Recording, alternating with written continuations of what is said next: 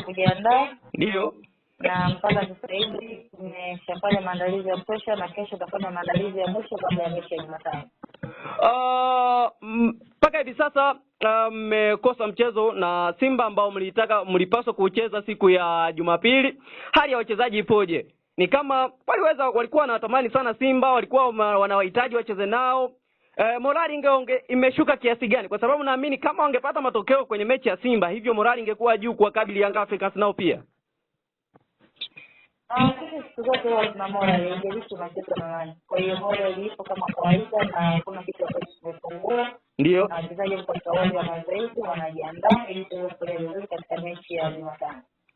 Mpaka hivi sasa mko katika uwanja wa nyumbani, mmecheza hapo mechi zote ambazo mmecheza, mmefanikiwa kupata matokeo ya ushindi. Young Africans ni title contenders. Mnajiandaaje kwa kabili Young Africans mkiwa katika uwanja wenu wa nyumbani? Na ni mara ya kwanza toka mmetoka Tabora kwenda Arusha kwa kabili Young Africans. Mechi ni ile ile na maandalizi ni yale yale, kwa hiyo kuna kitu ambacho tunasema kinapungua ama kinaongezeka.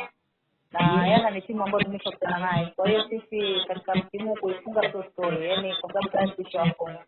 Kwa hiyo kikubwa ni kumaintain matokeo ambayo tuliyapata katika msimu uliopita, basi tuendelee kuyapata katika mechi ya kesho. Pressure ipoje? Unapokutana na hizi giant team, wachezaji sometime kama hawana uzoefu huo wanakuwa na pressure kubwa sana. Namna ambavyo natazama kikosi, wanaweza maintain wakapunguza pressure na kupata matokeo.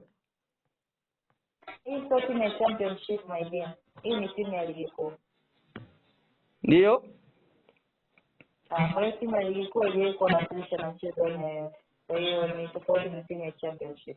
Mpaka hivi sasa mmeongeza maongezo kadhaa hususan dirisha dogo, Valentine Noma, Choum Kalabo, lakini pia wameongezeka watu kama kina Mzamiru Yasin kwenye kikosi. Ni nini hasa ambacho kimeongezeka kwenye kikosi cha TRA? Mpaka hivi sasa ukiangalia muundo wako mzuri na wanapambana. Hao wachezaji ambao umeongeza hivi sasa, wameongeza morali kiasi gani hususan na Dennis Nkane ambaye anawafahamu vizuri Young Africans?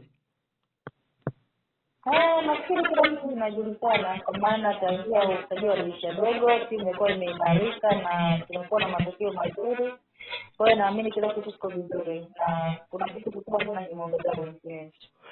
Neno lipi sasa la kuambia mashabiki wa TRA watarajie kuona nini kutoka kwa timu yao siku ya Jumatano wanapowakabili Young Africans katika dimba la Sheikh Abedi Arusha hapa? Tunawakaribisha Arusha siku ya Jumatano, mechi ni saa 10 kamili jioni. Kwa tunawakaribisha walikuwa kwa support ya studio. Bila shaka wanahitajika kuongeza dua mvua isije karibu shughuli tena. Mambo ya mvua ni sawa Mwenyezi Mungu.